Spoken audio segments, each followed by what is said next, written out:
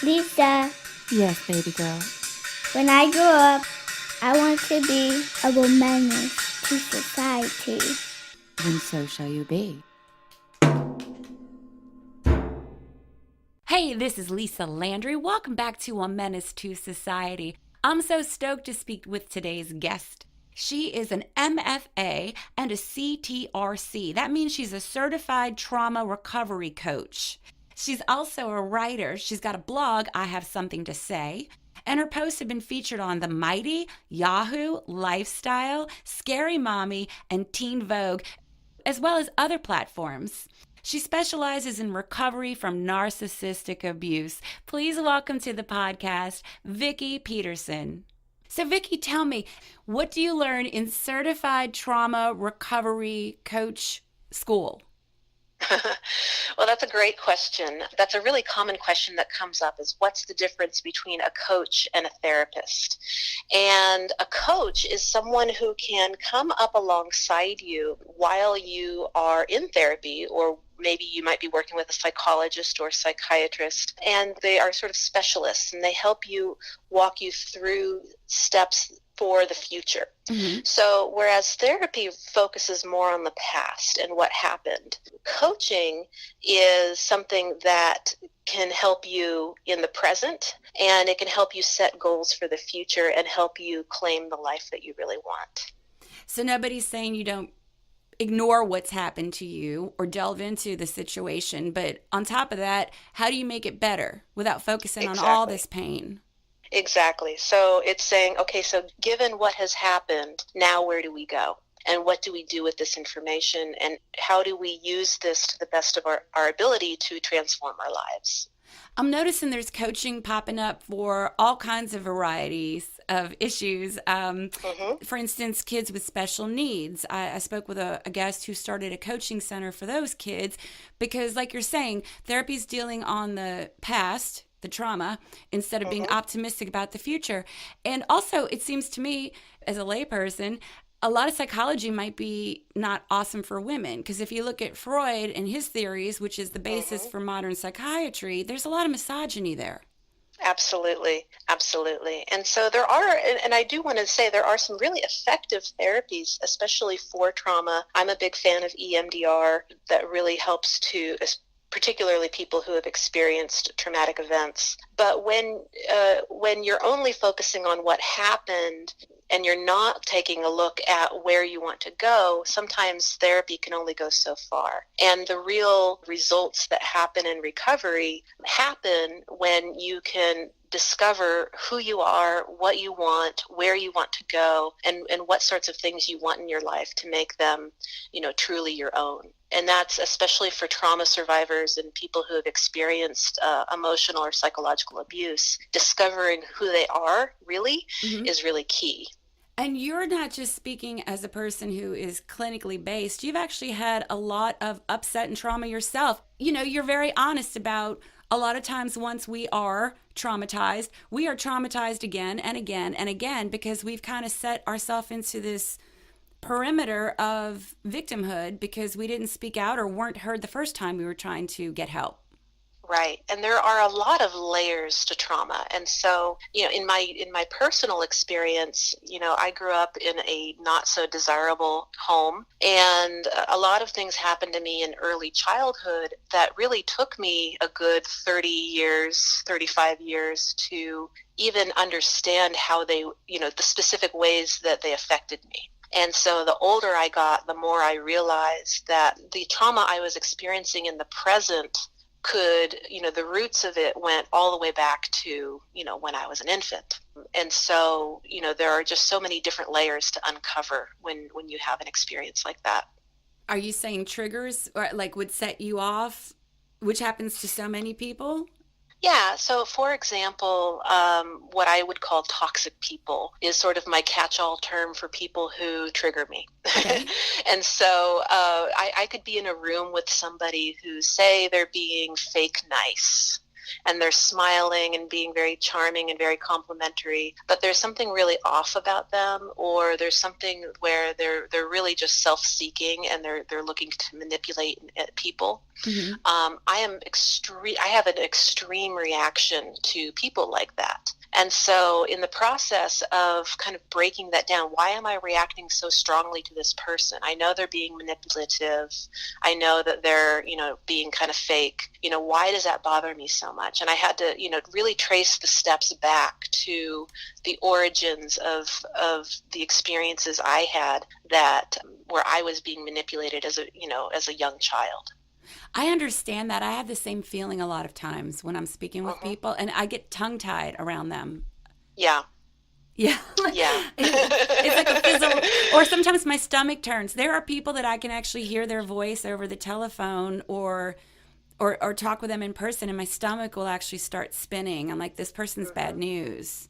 Yeah, and that's also, we've come a really long way in understanding the neurobiology of trauma, and that it's not just in your head, it's actually in your body. Mm-hmm. And so, it's really common to have a physical response to a toxic situation or a toxic person, and that it's not just, this person rubs me the wrong way, but this person is literally like a toxic substance to me. I like that. I'm allergic, I'm allergic to your horrible personality. Yes.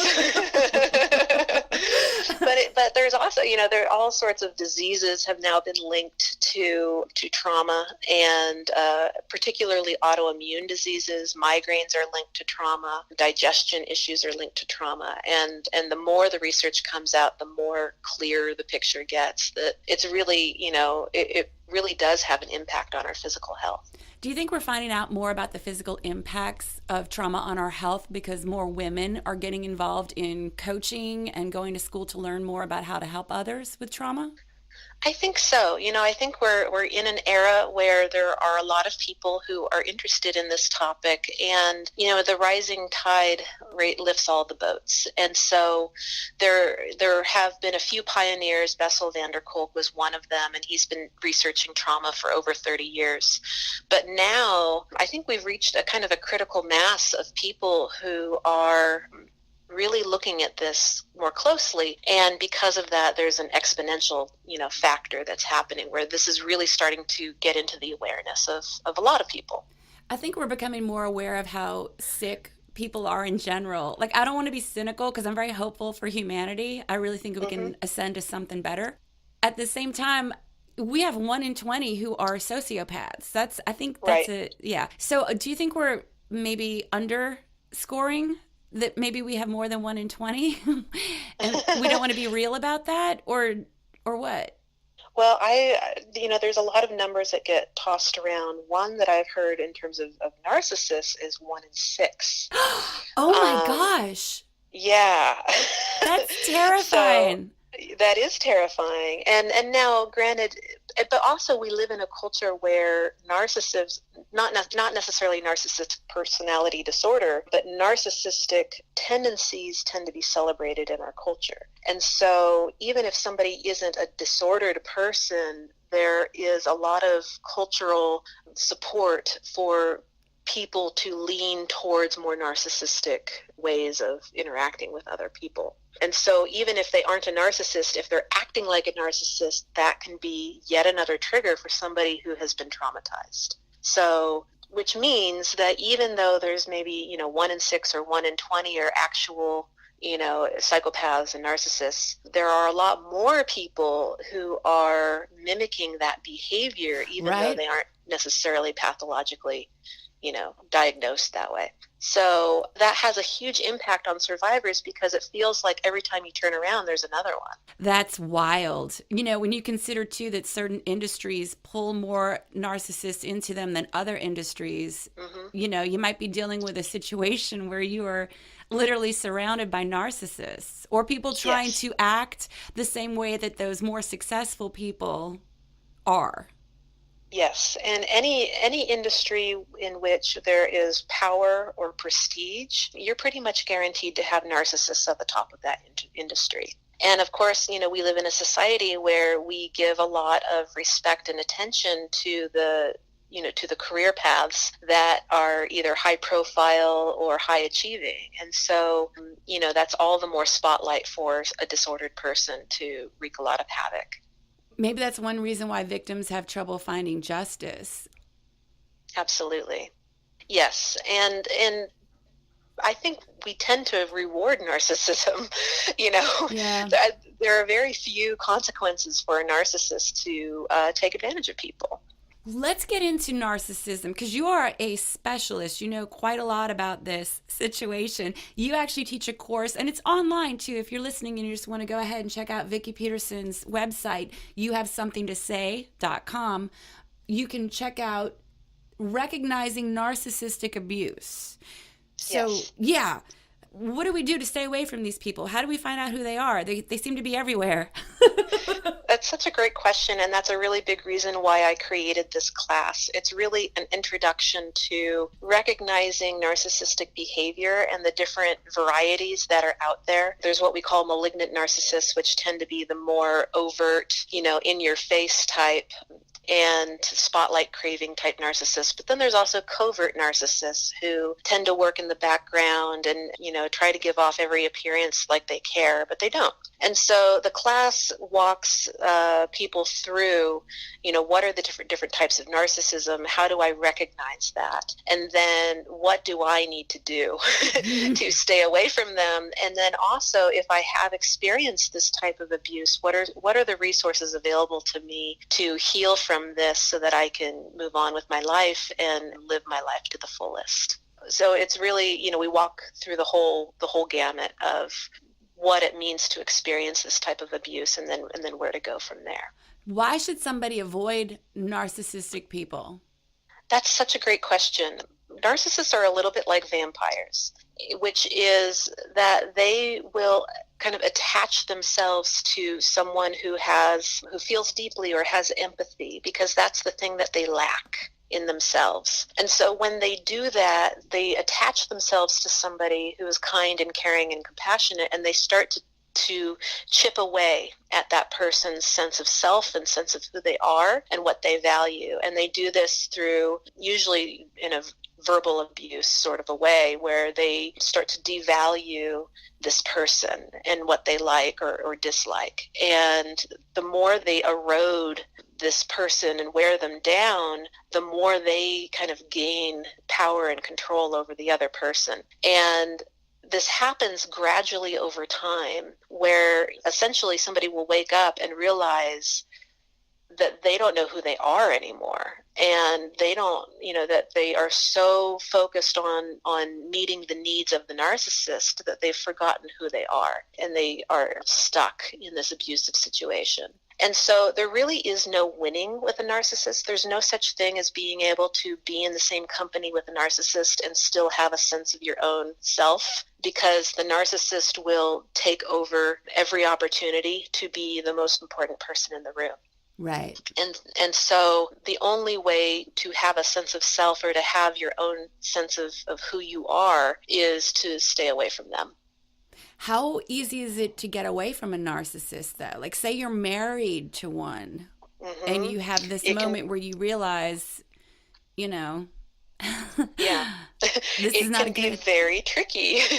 And there are lots of horror stories. But, it really depends on the individual circumstances. Usually most people, when they realize what's happened and they realize that their partner is a narcissist and they have to leave, usually what happens is the most successful cases for leaving usually happen when the person sort of steps back very slowly and very quietly and essentially just sort of disappears without any explanation or any fanfare. And usually that's the most successful way to leave a narcissist, is don't tell them that they're a narcissist. Don't try to reason with them or appeal to them. Taking them to counseling will not work. You have to put a stake through their heart. Do you ward them away with a crucifix? Yeah, most people find out the hard way. So the best thing to do is recognize who this person is first and get away before you engage in actually getting to know them. Because you'll never know them, right? They're just putting on a front, basically. Right. Yeah. There's nothing. If someone is truly a narcissist, if they are a narcissist to the extreme, to the disordered side of it, there is very little hope of them ever changing their behavior because they don't see anything wrong with it. There's no motivation on their side to change. Right, it's the other person's they think problem, they're right? perfect. Yeah, they're perfect. It's the other person's problem. It's never their fault. Any situation that arises that's negative was somebody else did it. Right. And so what happens is that it's not the narcissist who seeks therapy or seeks support. It's the victims of narcissists who walk into the therapist's office and say, "What's wrong with me? I'm a wreck." Mm-hmm. And then, slowly it gets revealed that they've been a victim of narcissistic abuse. What's the difference between narcissistic abuse and psychological abuse? The psychological abuse is more of a broad term, but narcissistic abuse is psychological abuse. Mm-hmm. But if you've been psychologically abused, it means that a situation has happened where someone has either put doubt in your mind or you have been so kind of verbally shut down by someone else that you no longer have, you've lost touch with your own feelings or ideas. Mm-hmm. There's a lot of different symptoms of psychological abuse, but it's not specific to narcissists. That's also sociopaths and psychopaths and, other people can inflict this kind of abuse. Okay. And then I know that you help people with complex trauma. That means there's a whole bunch of other traumas that have come through that person's life? Right. So PTSD is usually diagnosed when there has been, one major event, such as 9/11, in someone's life where they were in a life or death situation and now they're having the symptoms of PTSD. Mm-hmm. Complex trauma is when there are a lot of situations over a long period of time. And maybe they aren't that intense, but because they happen over a long period of time, it's the cumulative effect of all of these traumas put together. So this usually happens with child abuse, where children, can't escape their abuser because they're children. Mm-hmm. It happens with kidnapping situations. It can also happen in, war situations with like prisoners of war who have been, captured. So anything where it's, it's more than one event and, it's usually over a period of time. So that's just stuff that's been building and building and building and building in someone's psyche, and they might be triggered by anything at that point. Anything. Yeah, anything. And I think what makes it particularly complicated or complex, if you will, is that it doesn't necessarily have to be extreme. It's just the cumulative effect. So a lot of people, I think, don't even realize that what they're experiencing is complex trauma because they feel like, well, nothing really, really bad ever happened to me. I was just in a bad marriage. You know what I mean? And it's like, well, no, 20 years of bad things happened to you. Right. Yeah. So, and it's hard to pinpoint. And because it's hard to pinpoint is why it becomes complex. Well, you would think, too, a lot of us have gone through divorces and we are sharing custody with people who might be narcissistic or sociopathic or damaged in some way. So you can't really get away from that trauma if you're still co-parenting with someone or you're still in business with somebody who you're trying to get away from. Right. Yeah. And so the chances of being re-traumatized they just skyrocket for people who are experiencing this. And this is something that a trauma coach can really, help walk somebody through and give them a platform to understand what's happening. Another technique that is helpful if you can't cut yourself off entirely from a narcissist, so say you have a shared custody issue, one thing that you can do is something called gray rock, which means that you become so boring and so, just like a gray rock whenever you are in the same room, that this person essentially just has absolutely nothing. They're so bored by you that they have nothing to attack. and it's one strategy of dealing with those kinds of situations. It's extremely difficult and very frustrating to do, but it can save you if you know you're going to be in a situation where you have to be in the room with a narcissist. I'm going to ask you a question. I don't know if you want to answer this or if it's something you want to delve into, but as you're saying this to me, all I can think about is all over the country, women who are raped and choose to carry that baby to term and keep a baby that results of that rape. That baby has a father, and that father can actually sue for shared custody. So what do we do about those victims who are stuck in that cycle and the courts aren't helping them? Boy, it's such a hard question. And, I think that in terms of treating people who are in a situation like that, I think it comes down to the individual and supporting the mom in what's coming up for her in that process. Now, everybody, experiences, two people can be in the same room and something traumatic can happen, and two different people will have very different responses to that trauma. And so part of trauma coaching is understanding that even in those kinds of situations, whatever your perception is of that trauma, it's valid and it's important to work through it. And and to work with it at face value and how it's affecting you.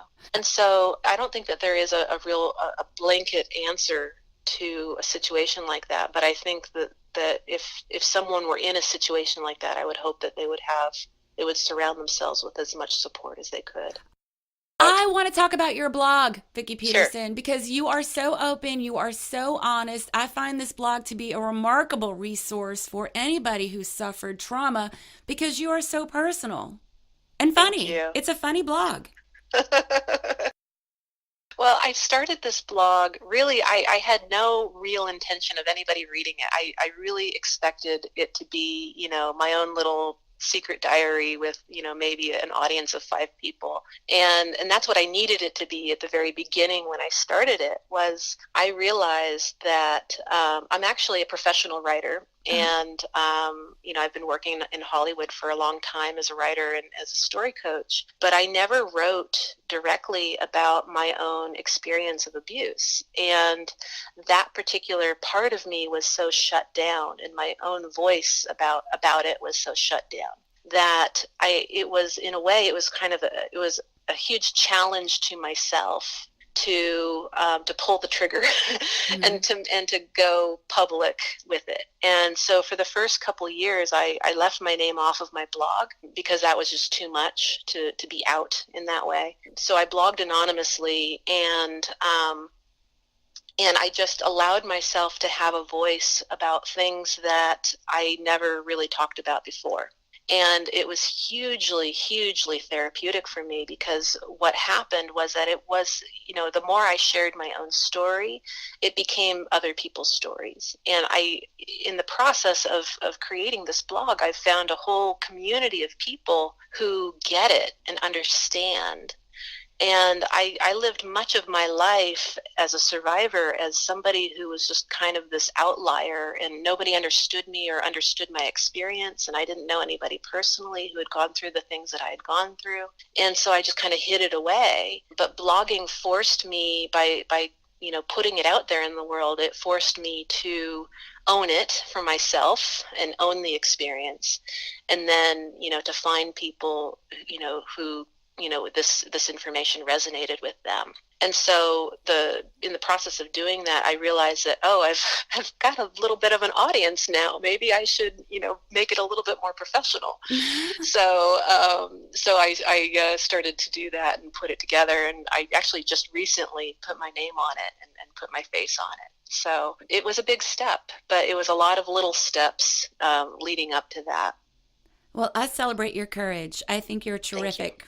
And I think your website is wonderful. You have something to say.com, and it's kind of like a lighthouse, a beacon for people who've survived all kinds of different issues. And there's help there. You make this very much, this isn't something that anyone should be ashamed of. If you've been victimized, you've been traumatized, obviously you have not hurt another person, you've been hurt. And so you should have our full support.